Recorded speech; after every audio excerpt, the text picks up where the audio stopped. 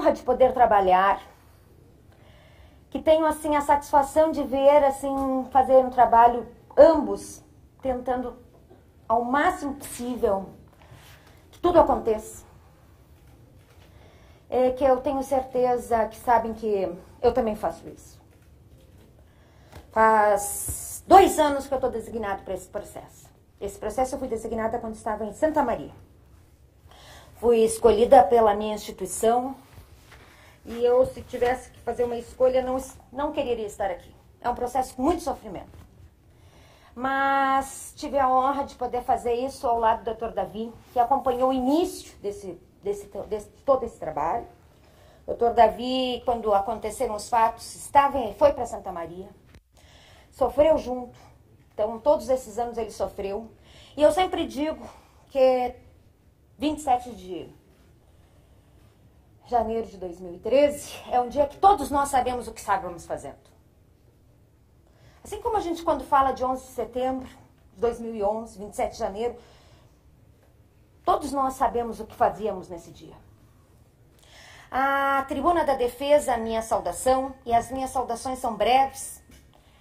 Os profissionais que aqui estão, as pessoas que aqui estão, a todos os profissionais que trabalharam, a a minha assessoria que foi incansável. Trabalhamos assim muito para deixar tudo organizado e pronto. Foi o processo certamente mais trabalhoso da minha vida.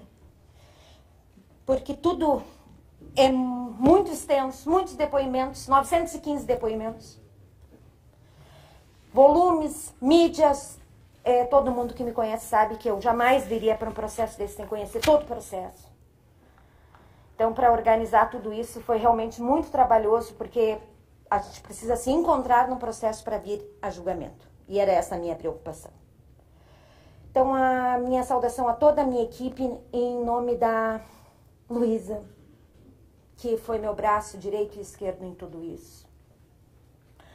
E a Lívia, do Dr. Orlando, porque eu sei que a Lívia foi a grande auxiliar do Dr. Orlando, então sintam-se todas as pessoas que colaboraram para tudo isso, saudados em ambas as instituições, com isso saudadas nesse trabalho.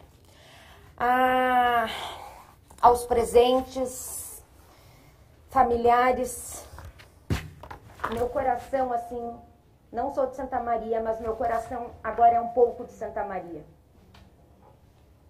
Meu sofrimento, minha dor, eu sei o quantas vezes eu chorei com vocês e por vocês nestes 2 anos.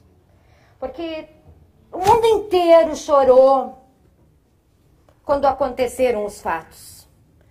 O mundo inteiro se solidarizou com vocês quando aconteceram os fatos.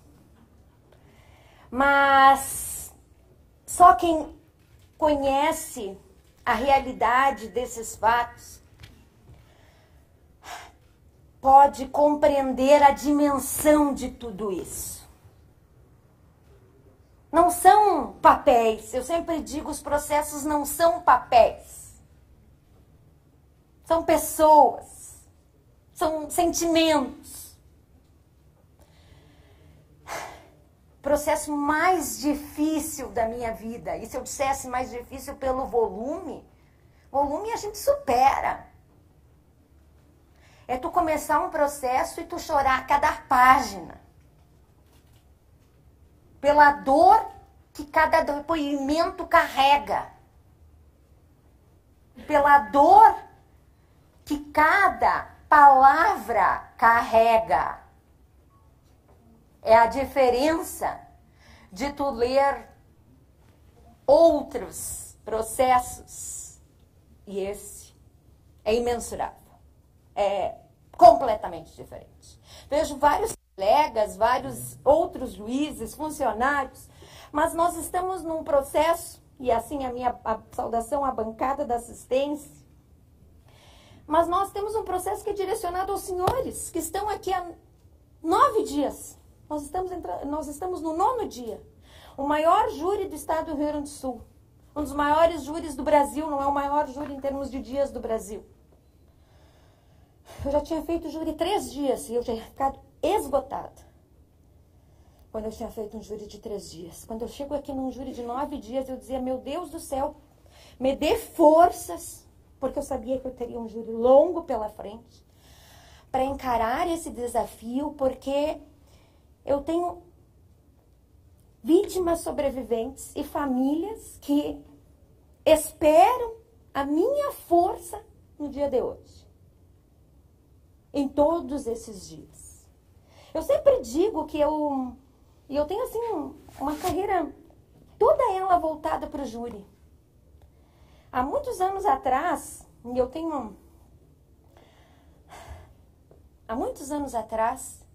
eu olhei para estava numa conversa, eu digo, eu amo o júri e amo meu filho. E a minha mãe e minha irmã saltaram e disseram assim, tu tem que dizer o contrário, que tu ama teu filho e ama o júri. Sim, é óbvio que eu amo mais meu filho do que o júri. Mas o júri é minha vida. Por quê? Porque eu tenho jurados que vivem e acreditam no que é correto e sabem o que é correto. Nós estamos aqui julgando aquilo que nós queremos para amanhã na nossa sociedade. Nós estamos aqui, quando a gente tem aqui, eu tenho esse botão que eu tenho usado aqui todos os dias, quis que não se repita, nós estamos aqui para dizer isso. Os senhores têm aqui uma missão que vai muito mais do que julgar. Os senhores estão aqui para mostrar que as coisas não podem acontecer de novo. Nós estamos aqui para mostrar ao mundo, para a história do mundo, que as coisas não podem se repetir. Os senhores têm mais do que uma missão de julgar. Os senhores têm a missão de mostrar que jamais nós podemos permitir que se ache correto. De todos os depoimentos que eu vi aqui, tiveram depoimentos que me deixaram. Mas quando na manhã de sábado eu vi aquele produtor que fazia festas e eu questionei a ele, mas o senhor ainda faz festas? Não. Mas se fizesse, continuaria a acender fogos? Sim. Aquilo me fez subir assim uma coisa que eu pensei, meu Deus, tudo que a gente está fazendo aqui não serve para nada. 242 pessoas morreram em vão.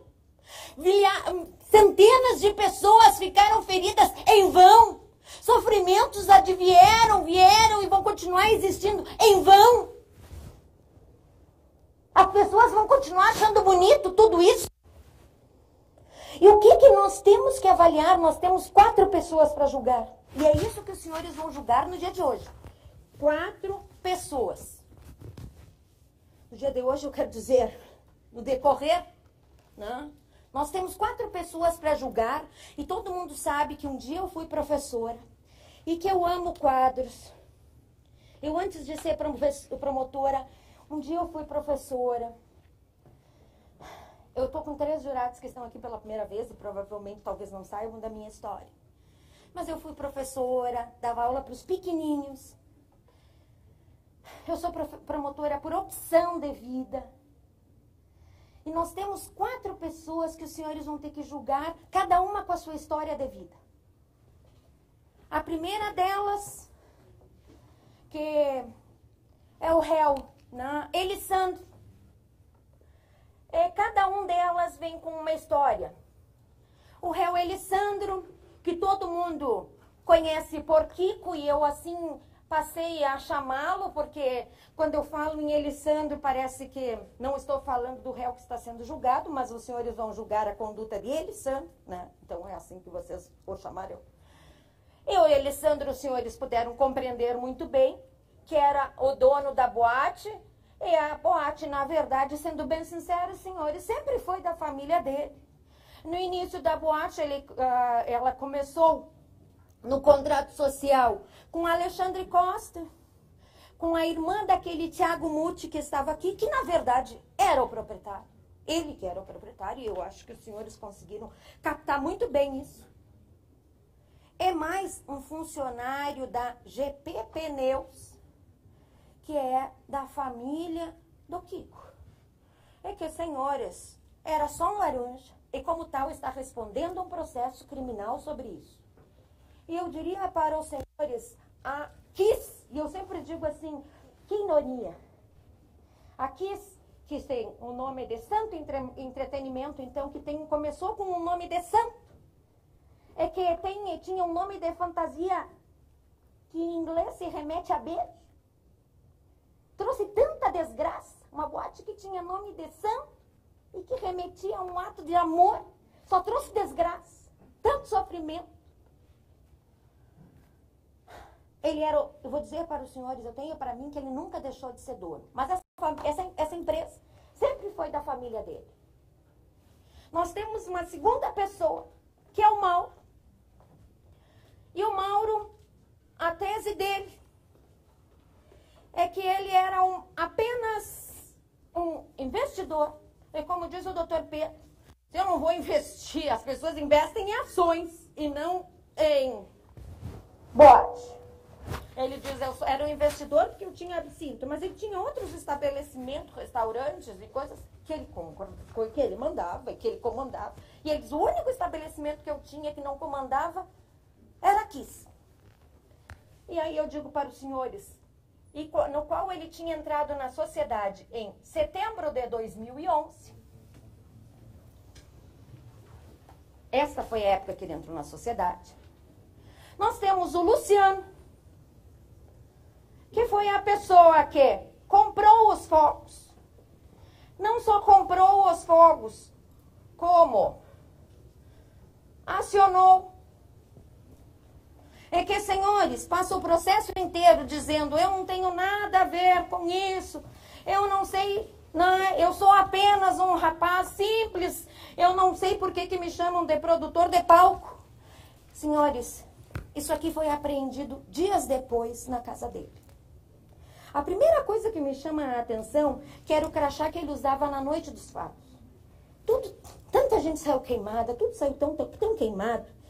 E quando fala aqui em produtor de palco, a segunda coisa que me chama a atenção nisso aqui, é que não é só chamar de produtor de palco, isso aqui não tem um chamuscado. Não tem um chamuscado.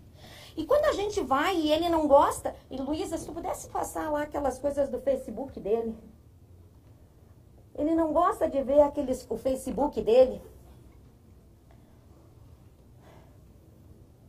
Mas o Facebook dele é uma coisa assim impressionante, porque hoje ele chega aqui e a gente tem que começar assim a pensar um pouco, porque ele chega e diz o seguinte, eu fazia, a partir de 2012 que eu comecei a trabalhar com música. Só que não é o que ele anuncia, porque assim, ó, eu não posso ter fotos felizes. Essas fotos, senhores, são da página dele do Facebook, de 2019. Me parece que, né, de terno, ali em 2019, que não parecem fotos com a mesma realidade que ele apresenta hoje, né, de terno ali, muito faceiro. Porque aqui a gente pode ter um perfil, né? A gente não quer ser condenado, ninguém quer ser condenado. E o que se apresenta na sequência disso tudo, por favor, Luísa, pode descendo. É ele com músicas, mas aquela informação de 2006 dele, que é a primeira que eu tive, que eu não sei por que ele estava, eu não sei do que ele estava dizendo que eu ridicularizei ele de erro de português, que eu não ridicularizei ele de nada. Que ele fala, que ele faz Luciano Augusto, sonorização em eventos sociais em Santa Maria e região, desde 2006, atuando em eventos musicais, organizando a parte técnica de sonorização e imagem, garantindo satisfação no conceito de festas, formaturas, casamentos, 15 anos, palestras e eventos particulares. Quem se coloca nessa situação de que desde 2006 entende desta área, é ele próprio, não sou eu. E nós temos o Marcelo. E o Marcelo, senhores, estava com um fogo que tem que ser acendido parado, que não pode ser mexido, que tem que ser acendido parado, mas pulando, é um fogo que tem que ser acendido numa mesa parada. De que forma ele está? Pulando. Numa música que dizia, que eu tenho certeza que nenhuma das famílias pode ouvir, que dizia alto em cima. E cada vez que dizia alto em cima, ele pulava e colocava alto. Em cima, e em cima, e pulava. E ele com o braço, diz a perícia, direito erguido, ele tem 2,16 metros. Porque foi feita uma perícia para ver isso. E pulando mais ainda. E aí, senhores, a faísca com aquele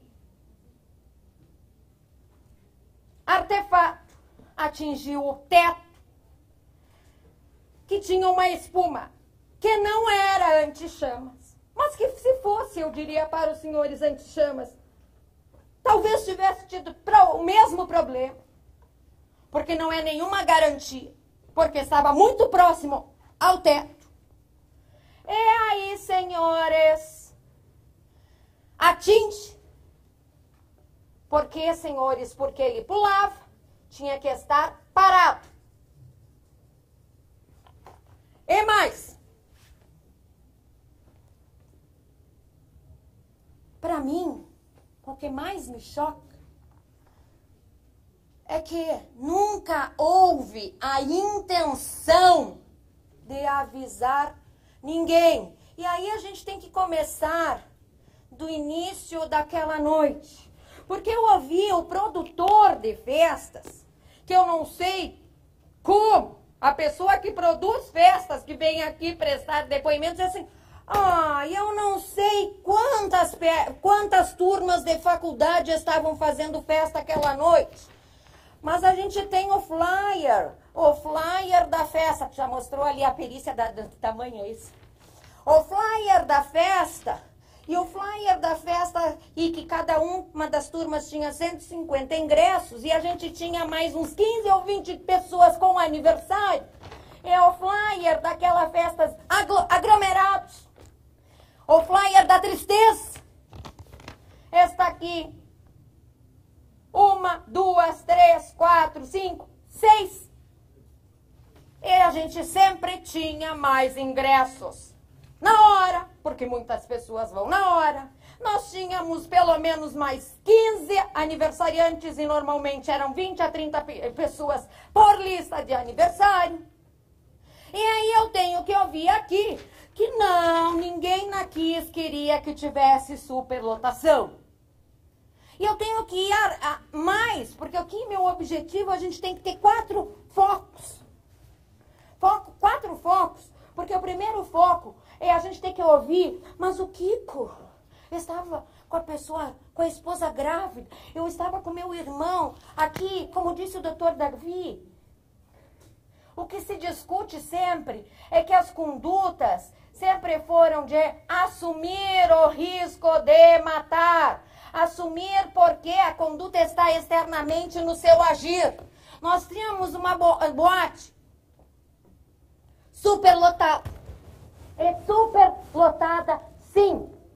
É só vermos o número de mortos com o número de pessoas de tentativas de homicídio. Aí eles disseram assim, não, mas tem 14 pessoas das 636 que não foram. Eu digo para os senhores, eu tenho várias pessoas que não estão na lista inicial da denúncia. Doutor, os senhores quer a lista dessas pessoas?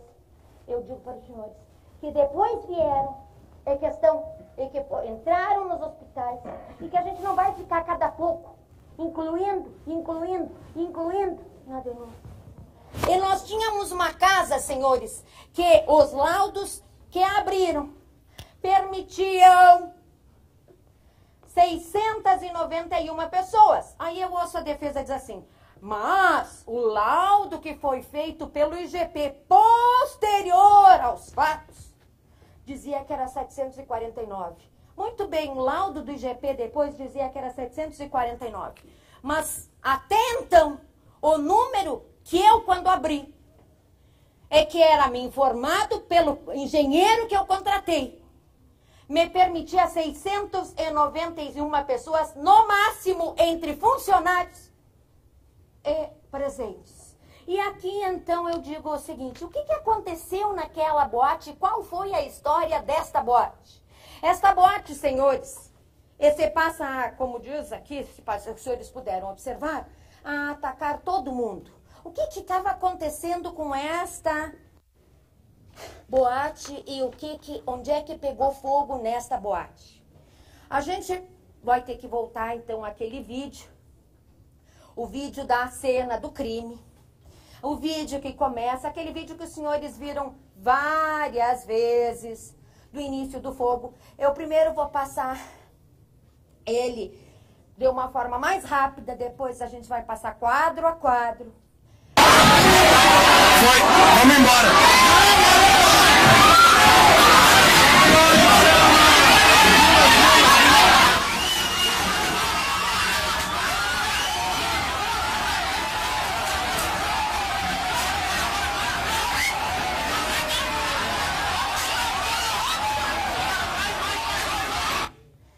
Agora, Luísa, por favor, nós vamos indo quadro a quadro. Eu disse para os senhores o seguinte, o Marcelo estava ali, ele pulou com o Sputnik, com o material que era para utilizar em ambiente externo, num ambiente interno. Aceso, com as suas faíscas, e começa o fogo. Os senhores podem observar, e é isso que eu tinha salientado. A Luísa saiu a imagem. Deu, voltou. Pode ir.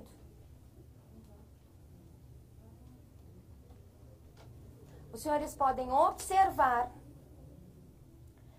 que ele inicialmente larga o microfone, mas ele pega de novo. Algum momento ele fez menção de colocar este microfone na boca para falar alguma coisa. Porque aí a gente vai olhar de novo e ver que ele não fez isso, e a gente vai observar. E quando outro dia se diz assim, ah, mas deu microfonia. Microfonia só se dá com o microfone ligado. E aí a gente vai ter que colocar, e a gente vê quadro a quadro que ele nunca colocou este microfone. Tá ali, perto da boca dele. E o que aconteceu? E vamos lá, Luísa, colocar o vídeo agora novamente. Eu mostrei muitas vezes, mas eu vou ter que mostrar mais uma vez. É a última.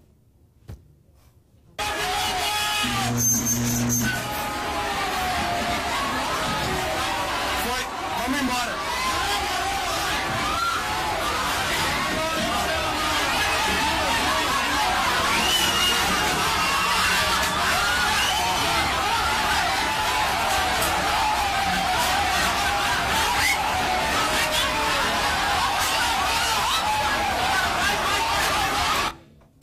Foi, vamos embora. E o que se sabe? E é aquilo que a defesa tem dificuldade de ouvir. Foi, vamos embora. E as pessoas na frente ficava o Carrefour. Foram ouvidas, senhoras, as duas pessoas que trabalhavam no estacionamento do Carrefour. E essas pessoas, primeiro, nos trazem esta informação. Os músicos da banda Florestada, Voação Mangueira, saíram da boate pelo acesso dos fumantes e foram os primeiros a chegar no estacionamento do Carrefour. Parte, por favor. Diga, doutora Tatiana. Doutor. Por favor, só que seja a parte legal, tá, doutor? Uma parte de 1 minuto. Certo. acrescentar um minuto. Doutor, mais uma vez eu quero que a doutora Lúcia explique para os jurados pontualmente o que tem de relevante nesta foto para o Marcelo e para o Luciano. Isso a senhora poderá fazer doutor, na sua fala. Doutor, mas assim, ó, eu gostaria, porque isso aí ela está insistindo, doutor. Eu sei, mas é o trabalho da promotora. Quando a senhora fizer o seu, a senhora terá liberdade. Mentindo okay? De novo. Não, eu acho que aí a gente não precisa partir para isso, doutora Tatiana. Vamos seguir, a senhora vai ter 1 minuto a mais, doutora Lúcia, pode seguir. Não, a senhora está partindo para ignorância. Chega. Vamos trabalhar, pessoal. Vamos trabalhar. Vamos seguir adiante. Eu não sou ignorante, né? Não disse que a senhora é ignorante. A senhora não é ignorante, ela não é mentirosa e nós vamos seguir caminhando. É simples assim. Simples assim. Anderson, banda, foram os primeiros a sair pelo acesso e chegaram no estacionamento. A gente vai para a próxima. Próximo, o funcionário ali do estacionamento. Os primeiros a sair foram os componentes da banda e reconheceu-os, pois uns carregavam um instrumento, tipo uma guitarra, não lembrando a roupa. Aí a gente vai para uma das pessoas que estavam ali, uma das moças que estava ali na boate. A dona Luane disse que na boate, primeiro, que ela presenciou, que isso é uma coisa importante, porque eu ouvi o réu Mauro dizer que nunca viu fogos na piscina. E ela vai dizer que já foi na piscina e viu esse show do Cícero e Sandro com artefatos pirotécnicos. Isso eu só quis salientar aqui, porque já que estava no depoimento que eu ia mostrar, para dizer que é mentira. Né? As duas boates, né? Tanto a do Mauro quanto da Kiss, ambas tinham fogos. Não vem aqui se bancar o Sandro. Na minha boate não tinha nada. Não, ambas tinham. Mas aí a gente vai adiante. A dona Luane vai nos trazer. Refere que a banda foi a primeira a sair, correndo do local, mas ninguém avisou nada pelo microfone sobre o fogo na boate. E, aliás, isso de ninguém avisar nada sobre o fogo na boate é pacífico, porque a gente vê. E aí o Venâncio disse, não, mas eu desliguei o microfone. Mas senão não teria microfonia. Microfonia só dá com o microfone ligado. E aí eu digo para os senhores, dolo é assumir o risco. A banda se apresentava com fogos? Sim. Corriqueiramente? Pois bem, a doutora Tatiana nos trouxe uma informação que nós tínhamos a revista essa, que eles divulgavam, e que foi apreendida, dizendo que eles, a revista da gurizada, dizendo que eles tinham uma estrutura para efeitos visuais e pirotécnicos, os quais fazem a identidade da banda. Porque o Kiko e o Mauro dizerem que não sabiam que a banda se apresentava com fogos é um absurdo.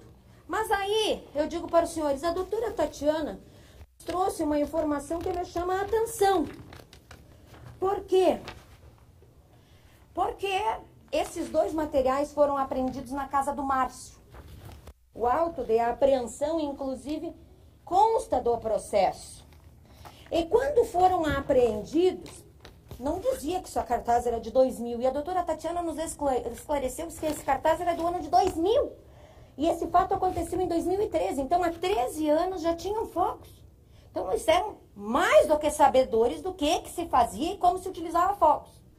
E de acordo com a legislação, a primeira coisa que se fala, quando se fala em fogos, é necessário, pela legislação. O que é necessário pela legislação, Lu? Dami.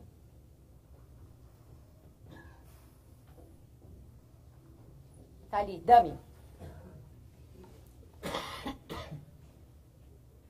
Qualquer show pirotécnico com pirotecnia deve ter autorização prévia da Polícia Civil, notificação do Corpo de Bombeiros, com plano de fogo. Por quê, senhores?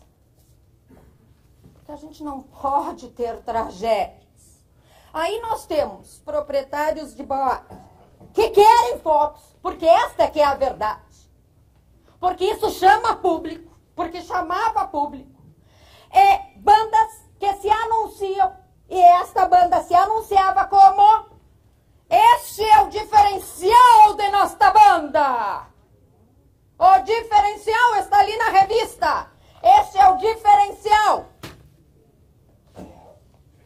E nunca se preocuparam em chegar e verificar se os extintores estavam funcionando.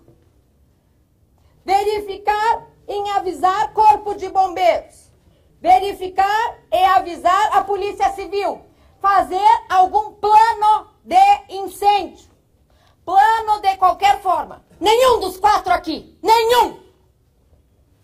Então é muito fácil. Aí se chega e diz assim, mas as autoridades nada fizeram. As autoridades nunca souberam. Nunca foram avisadas. O que você tem no processo, inclusive, é um documento das autoridades que nunca foram avisadas que existia esse tipo de comportamento. E aí eu digo para os senhores, sempre se acreditou na sorte. Se acreditava que nada ia acontecer, se acreditava na sorte. E, senhores, que tipo de fogo se comprou? A nota fiscal dia 25, esse fato foi dia 27, o mais barato possível, porque os senhores ouviram o senhor Daniel e a nota fiscal está aqui, dia 25. Ele nos disse, o fogo para uso interno, a nota do fogo, era 75 e a gente ofereceu por 50. Este aqui, tem que virar, individualmente, é 9 e é 2 e é 5. E aí, senhores, eu me obrigo a mostrar um videozinho que é um teste de espuma numa manequim que foi feito após o caso Kiss, para que a gente compreenda um pouco essa situação. Vamos lá, amor. Você viu no... Teste de espuma na manequim.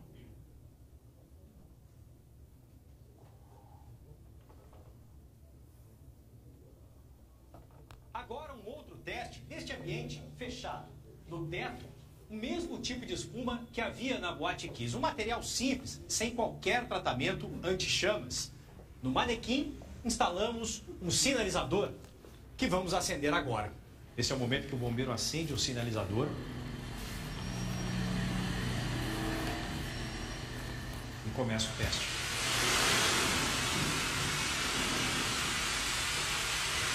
A gente já vê que tem chama na espuma, pega fogo rapidamente, muita fumaça, olha só, a quantidade de fumaça. E o fogo se propaga rapidamente, olha a espuma inteira tomada já pelo fogo. Você vê resíduos da espuma agora caindo ali do teto. Por qualquer fresta, é grande a Pode terminar. quantidade de fumaça que sai. Então, depois de alguns minutos que você está respirando... E, senhores, a gente tem um vídeo que é extremamente sensível, que eu já aviso as famílias, que nos mostram os minutos que se seguiram. A gente estava vendo vários momentos e mostrando momentos que as luzes estavam acesas. Agora pensem, as pessoas saíram, começaram a sair e as luzes se apagaram naquela boate que tinham todos aqueles guarda-corpos. Que não, as luzes de emergência no chão não existiam.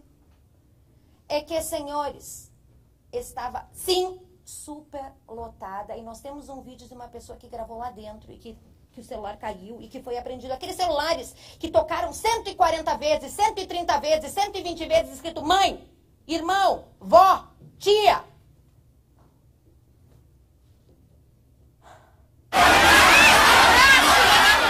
Pegou fogo na pista, pegou fogo na pista.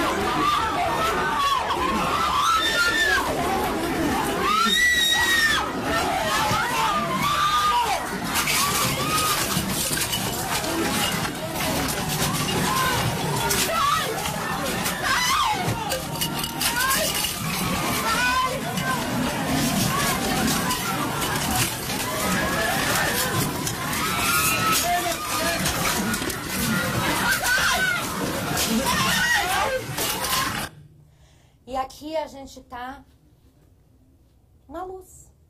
Essas pessoas saíram nessas condições de dentro da boate.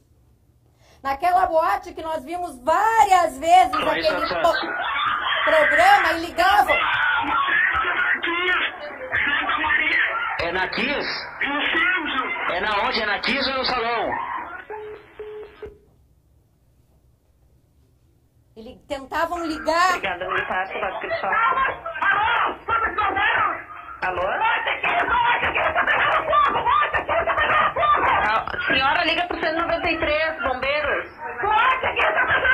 193.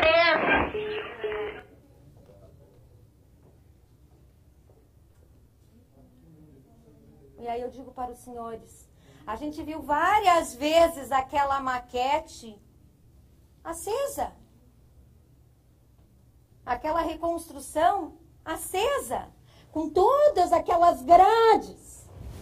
E aí a gente tem que começar a pensar naquela espuma no palco. Aquela espuma no palco, senhores, que se começou o processo dizendo assim, a culpa é do engenheiro. É que teve que vir aqui como vítima para ser ouvido o que atualmente é policial militar, o Érico, e que na época era barman da boate, e o Érico teve que nos dizer o seguinte, não, eu era funcionário da boate, e teve uma tarde que eu cheguei lá, eu saí de noite um dia, no dia seguinte eu cheguei, de noite não, de manhã, né, porque tinha trabalhado, e eu cheguei, e o Elisandro tinha comprado a espuma, para que eu colasse a espuma com, vejam, não é com outro material inflamável, porque aqui não, as pessoas esquecem que cascola também é uma cola inflamável. E que espuma era essa? Era uma espuma com poliuretano. Uma espuma que ele diz assim, a defesa assim, ai, estão te dizendo que tu é ganancioso, que nós somos gananciosos, imagina que nós somos. Senhores, a espuma que se vendia, que é anti-chamas, nós temos uma comparação, porque no Bar Boêmia foi comprada a espuma, vendida pelo engenheiro Samir, que era anti-chamas, com a espuma que foi comprada em, vamos lá, 24 de julho de 2012, depois que o Ministério Público esteve lá, que foi em março de 2012, pudesse virar, espuma anti-chama, valor, 9 mil. Espuma comprada pela bote, 990 reais. Ah, mas ele não é ganancioso. Não é ganancioso. É que nem a história dos fogos. É que nem a história dos fogos, e aí se diz assim, para o cidadão que se dispõe a vir aqui, é que nos diz, na minha loja, que está aberta até hoje, meu funcionário, eu estava de férias, eu disse para ele, não fala nada, não dá nenhuma entrevista. Foram lá, porque foi na minha loja que foi comprado os fogos. E meu funcionário, sem saber, vamos para o vídeo da Cabum mais uma vez. E esse funcionário foi lá entrevistado pelo Festival do Fantástico, do Jornal Nacional, da Globo. E essa pessoa disse, olha, eu orientei. E nós vamos ver que quem comprava todos os fogos era sim o Luciano. Para adultos. Sem saber que estava sendo gravado, o vendedor confirma que estava ali no dia da compra, 25 de janeiro, na sexta-feira, antes do incêndio. O vendedor garante, a banda sabia que aqueles objetos não poderiam ser usados em ambientes saber fechados, que estava sendo gravado. E várias vezes a gente dizia pra ele, tu tá usando essas partes na parte interna aí. Mas ele só diz, não, mas eu sei como é que eu tô usando por segurança, eu sei como é que eu tenho curso. Esse dele ter o curso é pior ainda. Tem um curso ele sabia que não podia usar, né? Vocês chegaram a oferecer esse aqui? Esse aqui custa R$75, ofereceu um preço pra ele a R$50, mais barato ainda, ele não quis porque era muito caro. A loja vende dois tipos desses fogos. Pode continuar. Funciona à base de pólvora, por isso só pode ser usado em lugares abertos. O outro usa produtos químicos que geram faíscas chamadas de fogo frio. Nós pegamos esses dois tipos para fazer um teste aqui. Este é o que pode ser usado em ambientes fechados. Ele é acionado por eletricidade e o fabricante escreve aqui que ele precisa ficar em pé em cima dessa base. Quando eu ligo... Por quê? Tem que ficar em qualquer dessas situações parado, senhores.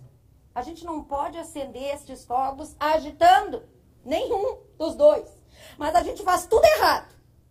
É com uma luva. Que aí a defesa trouxe uma luva, dizendo assim, ele teria se queimado. Aí eu peguei a testemunha que tinha visto a luva, que era o Érico, aquele. Érico, foi esta luva que vinha até aqui. Ele disse assim, aí a doutora Tatiana grita de lá, diz assim, não, eu quero dizer que a luva que eu juntei dizendo que era a luva, porque a luva de verdade mesmo se queimou e nunca foi encontrada. Não é mais a luva que eu disse que era. Eu não pude nem começar a perguntar.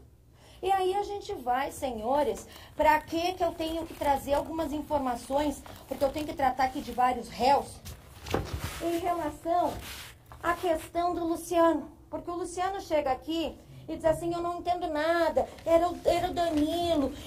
Eu comecei mostrando o seguinte, Luciano desde 2006, ele próprio se intitula que trabalhava com isso. Saiu com o crachazinho limpinho, branquinho. Eu digo para os senhores, ele conhecia, tinha domínio do que fazia e acreditava sempre na sorte. Quando se acredita na sorte, se assume o risco. Ninguém avisava nenhum órgão, ninguém conferia nada, ninguém fazia nada. Se chegava lá, se chegava na loja e dizia assim, eu quero chuva de prata e quero Sputnik. E aí se chega agora e diz assim, não, eu não sabia o que eu comprava. Vamos lá, senhores, os senhores vão comprar unitariamente uma coisa e não sabem o que estão comprando. Os senhores pedem uma coisa unitariamente, mas eu não sei o que eu peço. Eu peço uma coisa, mas eu não sei o nome. Essa é a que eu ouvi aqui, doutor Amadeu. O senhor, com a sua experiência, o senhor chega numa loja e pede uma coisa, mas não pede pelo nome, mas depois não sabe o que é o nome. Essa eu ouvi aqui. Vamos ver agora os companheiros de música. Porque os companheiros de banda, vários não foram ouvidos. E aí, Lu, vamos lá para os companheiros de música. E os companheiros de música... Vamos lá, Rodrigo, Eliel, o Rodrigo Lemos Martins, o Rodrigo Machado Tuzzi, mas vamos lá. Achou, Lu? Giovanni. Achou? Rodrigo Lemos Martins. O Rodrigo Lemos Martins, atualmente, senhores, trabalhava numa banda chamada Sinfonia, mas por muito tempo tocou na gurizada fandangueira. A primeira coisa que eu acho importante a gente trazer em relação a ele é que ele não estava mais na gurizada fandangueira, mas tocou por muito tempo. Ele nos trouxe uma informação que é essa. Eu sei que quem montava essas coisas era o Luciano. E quem acionava era ele. E quem comprava esses assortados, eu acredito que era o Luciano. Que ele que trabalhava com isso aí. Lu, saiu a imagem. E sempre que eu tocava tinha esses artefatos? Sim, quando eu toquei, sempre. Os artefatos eram utilizados em direção para cima, em direção para a frente do palco? Era para cima. Era o Rodrigo Machado Tuzzi que estava, né? Ah, desculpem. Não é, eu estava no músico errado. Rodrigo Lemos Martins, desculpem. Esse era da banda mesmo ainda.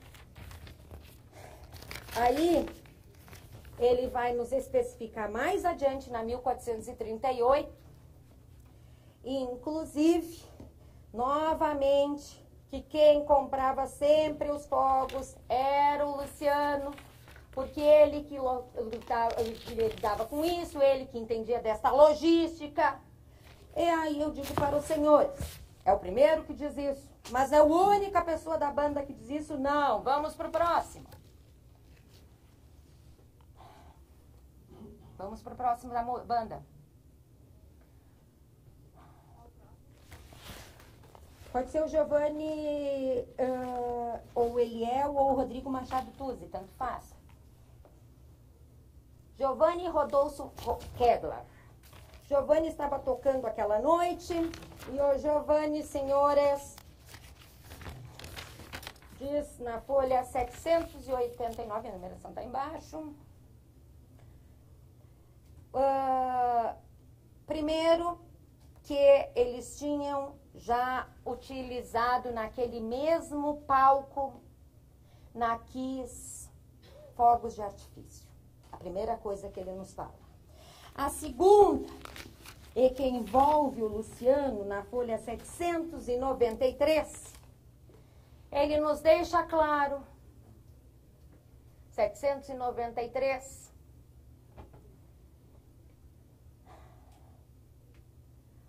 a organização do show, quem cuidava dos instrumentos dessa parte pirotécnica e quem montava o palco era o Luciano, era o responsável pelo cálculo, pelos instrumentos em geral. E, senhores, na folha 795, ele vai nos trazer uma informação que é importante em relação ao Kiko. Por quê?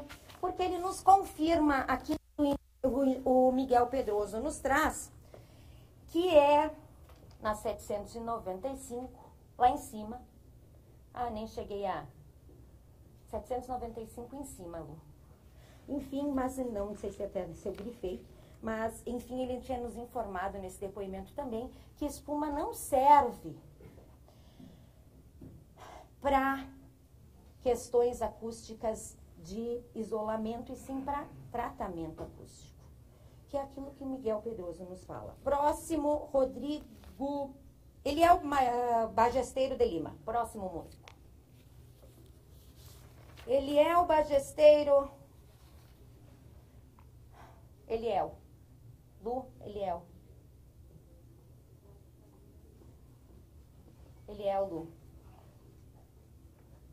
Lu, Eliel.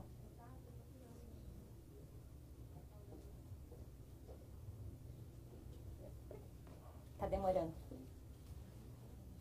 O Eliel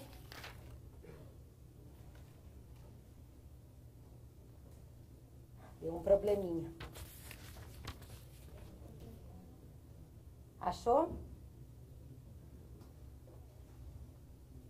Eliel. Na folha 428.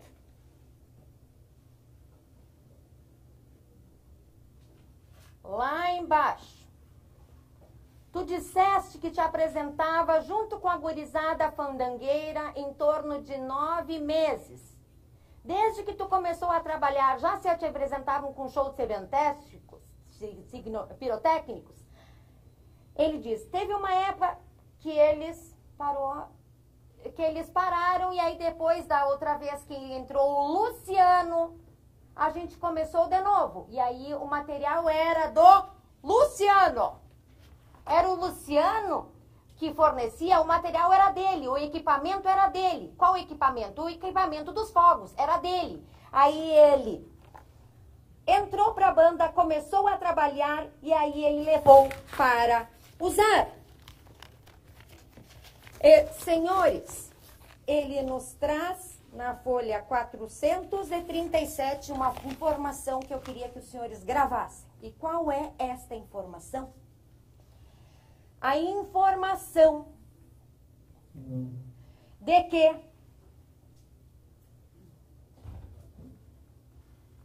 uma última pergunta. Na passagem de fogo que foi à tarde, tu estava presente? Estava. Esse mesmo momento, o Luciano já estava preparando os fogos? Resposta. Sim. Momento da preparação, ele fazia de forma a tentar suprimir que alguém visualizasse isso, ou ele fazia em cima para qualquer um ver. Não era nada escondido. Assim como nós já estava montando, eu montando minha bateria, ele já estava fazendo a parte dele. Cada um fazia a sua parte. Então não foi uma coisa escondida. Não, nunca foi escondido. E por que eu estou dizendo isso? Senhores, quem esteve presente na montagem do som, na passagem do som que acontece de tarde? Os réus Mauro e Elisandro. E aí eu digo para os senhores, ambos assistiram à passagem de som. O Venâncio foi muito claro, e o Mauro até nos diz, eu dei uma passada lá. O Mauro, na segunda-feira, esse fato foi dia 27, na segunda-feira, nós temos inúmeras testemunhas, e inclusive a dona Kellen nos confirma isso, que na segunda-feira, na Absinto, teve um show da gurizada com fogos, e aí pediram, ele disse, eu não quero mais fogos aqui na Absinto de vocês, porque tem cheiro, porque não era fogo para ambiente interno.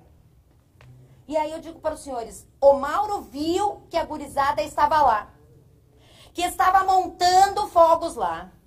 O Kiko viu que a gurizada estava lá, montando fogos lá. E aí a gente tem a dona Cristiane nos dizendo, esses fogos foram para cá da cortina. Alguém impediu essa situação? Eu digo mais, esses fogos começaram lá no início. Tivemos uns primeiros fogos. E 5 músicas depois, o fogo que atingiu o palco. E esses primeiros fogos no chão eram do lado de cortinas. Alguém fez qualquer coisa para evitar essa situação? Nada. Nada.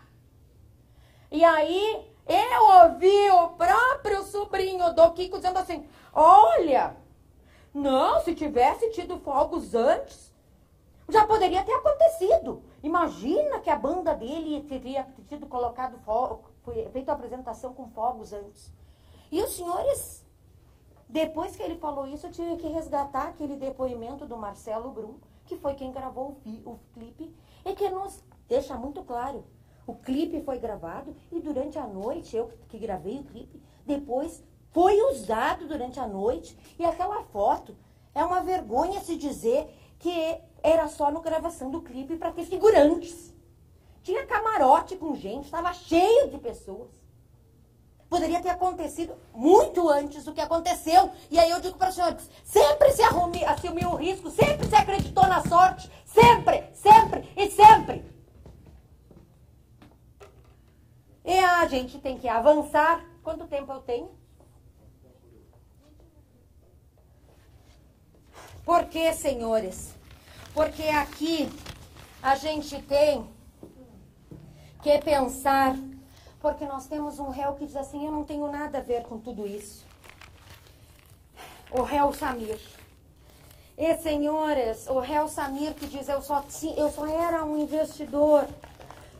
Samir? Não, desculpe, o réu Mauro. Eu só era um investidor. E nós tivemos o Miguel Pedroso dizendo que viu ele na obra. Nós tivemos a Nona Nívia dizendo, olha, o Kiko disse que não ia tomar nenhuma decisão sobre obras no local, sem consultar o Mauro. Mas nós temos o Samir dizendo, que ele não foi ouvido aqui, fui contratado em meados do início de dezembro pela pessoa de Elisandro e Mauro,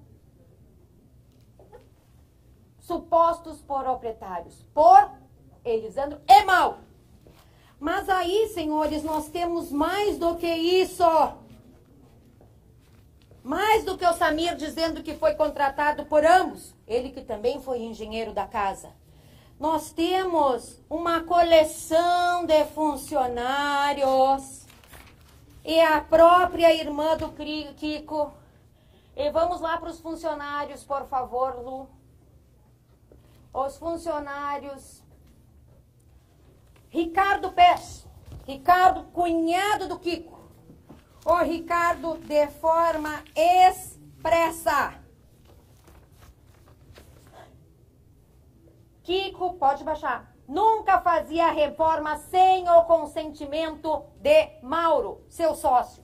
O Ricardo é cunhado do Kiko é gerente da Kiss.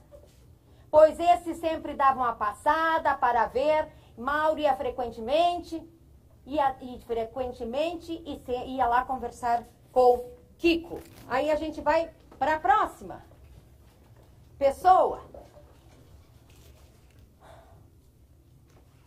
Dona Ângela, irmã do Kiko. A Dona Ângela nos diz, irmã do Kiko, tá lá.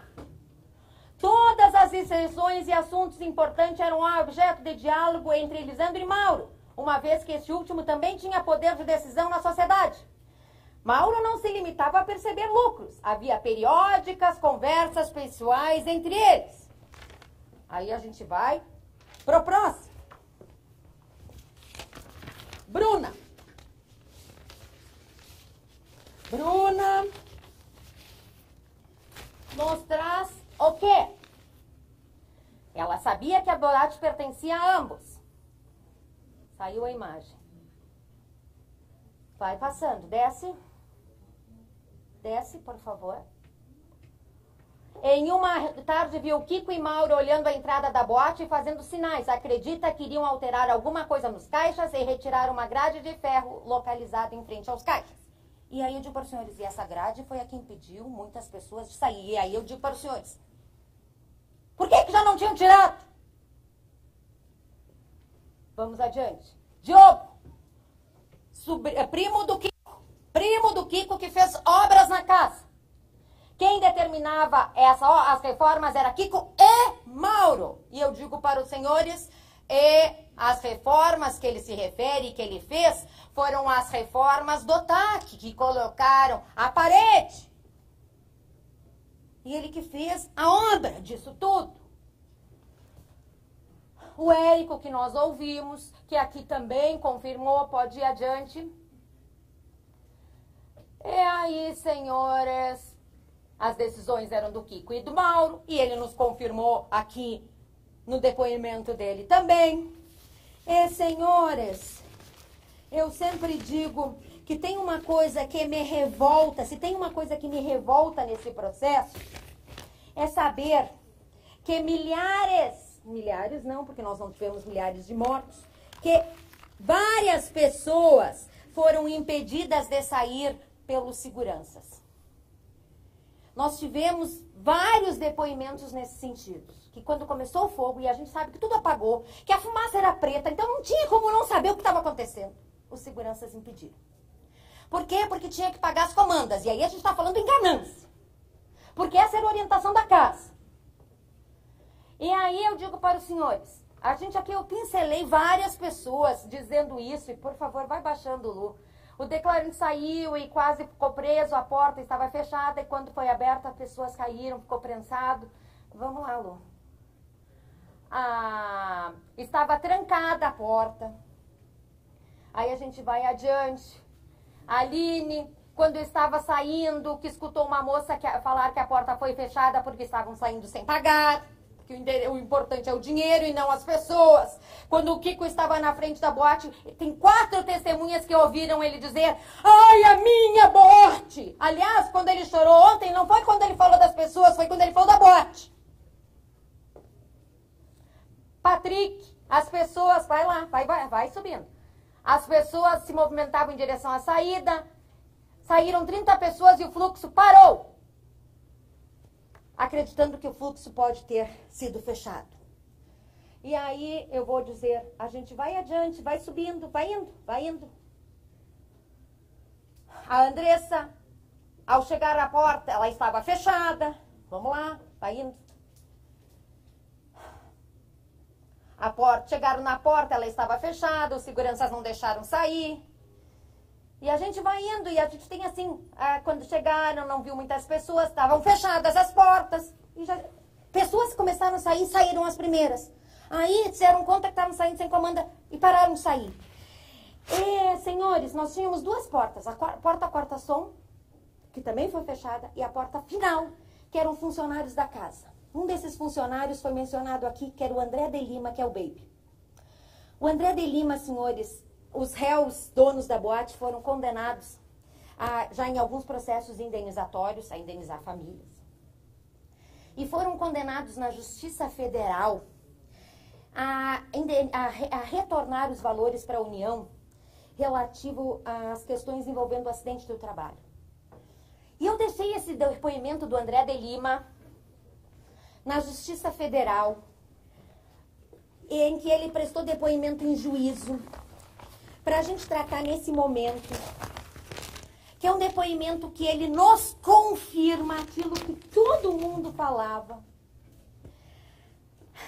É um depoimento em juízo que ele disse o seguinte: eu era o segurança que ficava naquela porta lá da frente. O André de Lima, o bem, era, todo mundo diz, eu não conheci ele, uma pessoa reforçada, grande. E o André de Lima, senhores, corajosamente na Justiça Federal vai nos dizer aquilo que é a orientação dos proprietários era: ninguém sai sem pagar a comanda, mas ele vai nos dizer aquilo que pais, ouçam! O Kiko se plantou na porta comigo!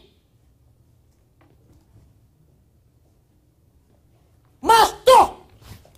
Junto!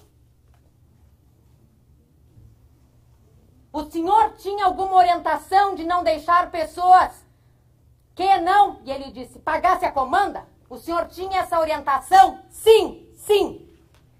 Essa orientação ficava, digamos, para o gerente da casa, o Ricardo Peste, que era na época, não sei se está com ele ainda, era o namorado da Ângela.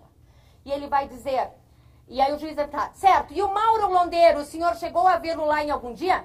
E ele vai responder, já, geralmente ele aparecia quando as festas eram grandes, festas grandes ele aparecia. E ele chegou a dar alguma ordem, alguma orientação a título de patrão? Não, ele sempre levava, por exemplo, ao Ricardo, que era o gerente da casa. Para o Ricardo, isso. Ricardo é o gerente da casa? Isso é. Então, assim, não vem aqui dizer, não manda, assume. Vamos lá. O Kiko, o dono da casa, e o Mauro era o sócio, não é ele? No momento estava ele e a namorada dele. O Kiko é esse Elisandro Score? Isso, esse mesmo. E vamos adiante.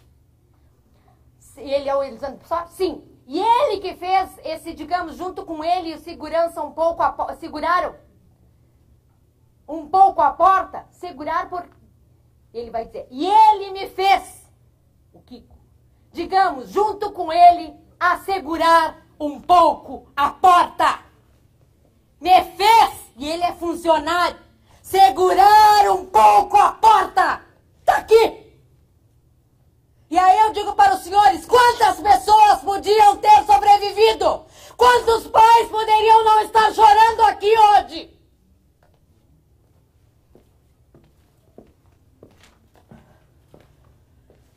Eu só gostaria de e aí, parei, volta lá, Lu. Volta, sobe. Porque uns meses antes tinha saído uma festa lá e o pessoal deu um princípio de tumulto, queria sair sem pagar a comanda. Então assim, né? Agora o pessoal tava querendo sair, era só um fogo, né? Era só gente morrendo, né? Era só gente se asfixiando, né? Era só uma câmara de gás, porque sabem o que aconteceu, senhores? A espuma tinha poliuretano. E a poliuretano fez com que as pessoas morressem em 3, 4 minutos por asfixia. 95% das pessoas, o autonecropsia diz, morreram por asfixia. Em decorrência do poliuretano existente na espuma. Eu só gostaria de um esclarecimento. O Mauro Offerman, quando passava a ordem, eles passavam ao gerente? Saiu a imagem. Sim, ao gerente. E aí, não sei se tem mais alguma coisa, tem. Mas era só para saber, ele participava da admiração ou ele vai... Ou então o senhor já ouviu ou escutou ele passando ordem para o gerente, para os que estavam ali todos os dias? O senhor chegou a ouvir isso? Como é que o senhor sabe disso? Ah, geralmente eu via. O senhor via isso? Resposta, via. E aí eu digo para os senhores, por favor, tá aqui, ambos. Senhores, tem 2 depoimentos que me chocam em relação ao Mauro. 2 pessoas, 2 vítimas que estavam lá fora socorrendo.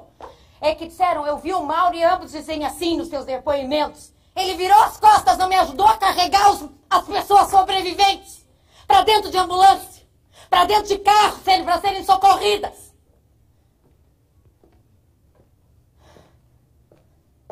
É essas pessoas que nós temos que julgar aqui, insensíveis, preocupadas com patrimônio, preocupadas com pagamento de comando.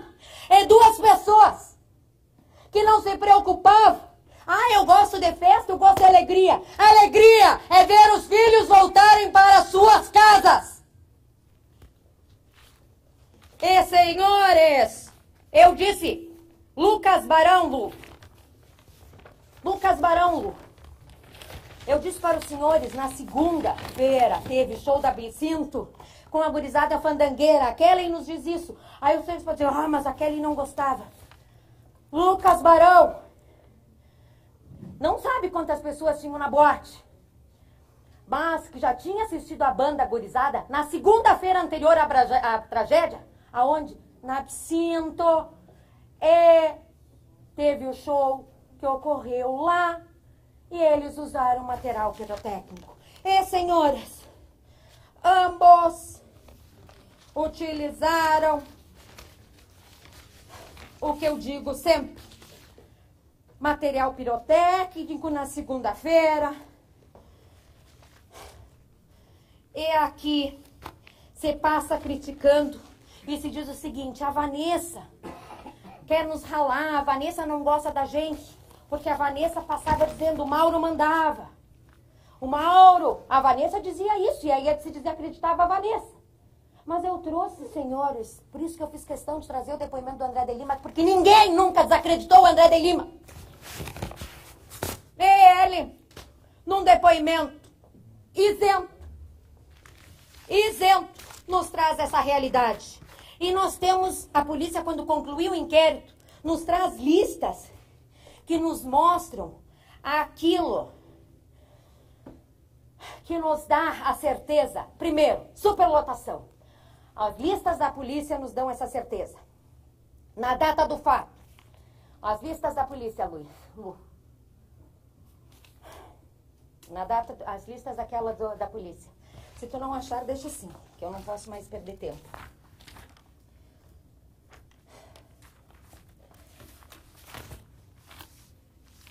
O que nós temos que analisar aqui no dia de hoje? Vocês terão 4 perguntas em relação ao homicídio e 5 em relação às tentativas. Primeira pergunta. Para cada um dos réus. Primeiro, para quem está aqui pela primeira vez, nós temos 3 jurados pela primeira vez, pelo que eu entendi no primeiro dia.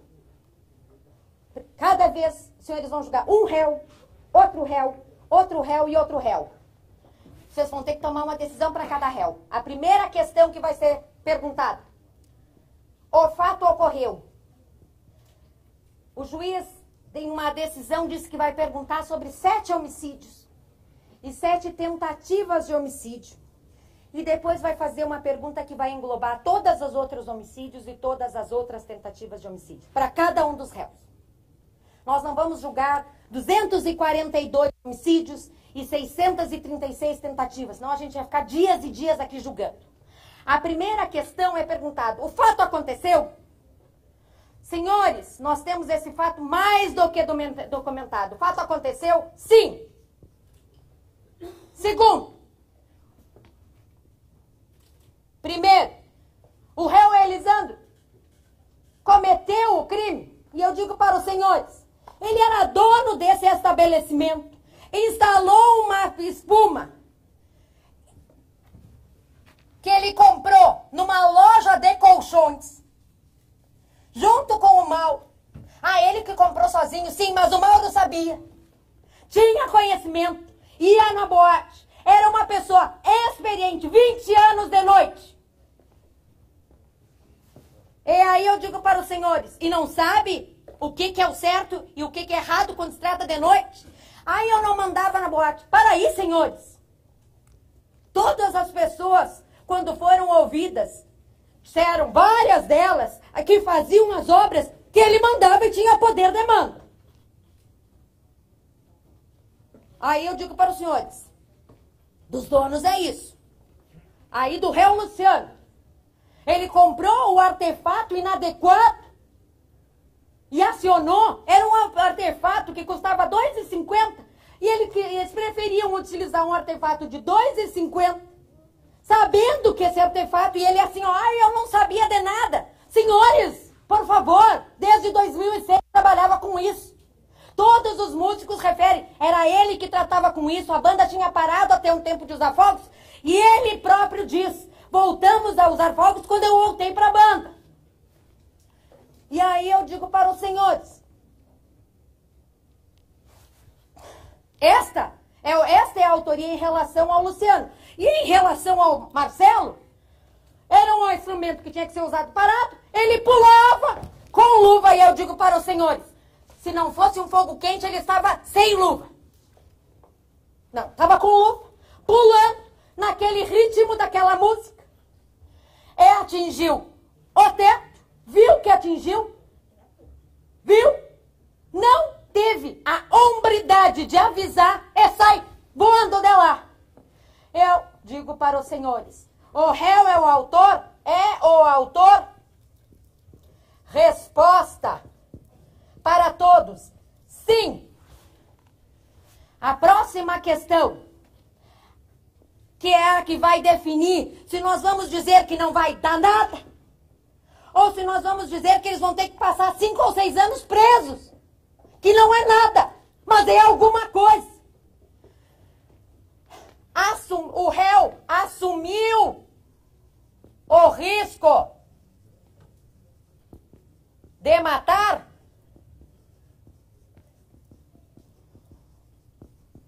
Resposta: sim, assumiu o risco de matar. Nós estamos fazendo história. Os senhores querem fazer a história daqueles que disseram que isso é permitido? Ou daqueles que disseram, nós, sociedade, não aprovamos? E a última pergunta. O jurado absolve o réu? E aqui eu sempre peço, por favor, atenção, o jurado absolve o réu? Não!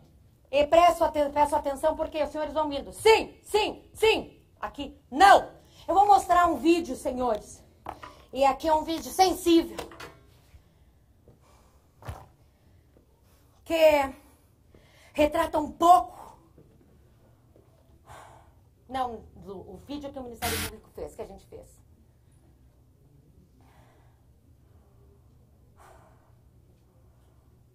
Daquela noite.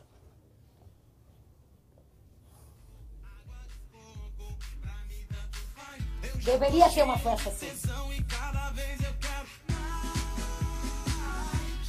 Eles deveriam estar aqui. Assim, lindos. Maravilhosos. Deveriam estar aqui pra gente abraçar. Abraçar.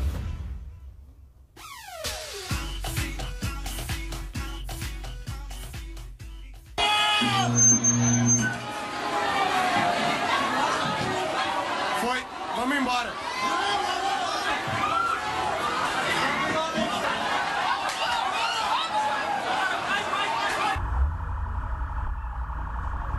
Achou teu piá, cara? Achou teu piá? Levaram tudo queimado agora lá pra UPA agora.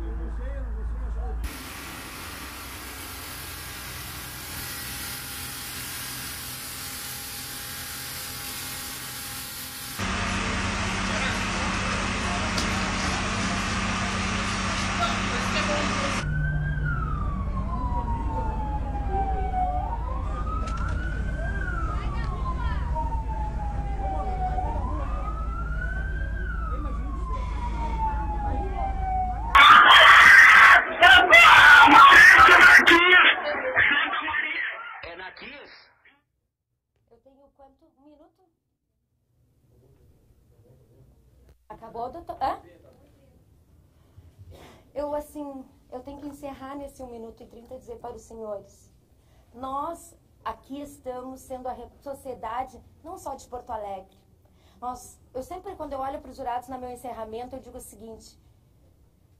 Os senhores vêm representar o que querem para Porto Alegre. Hoje nós não estamos só representando o que queremos para Porto Alegre.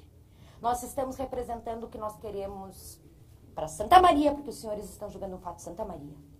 para o Rio Grande do Sul, para o Brasil e para o mundo. Nós estamos com a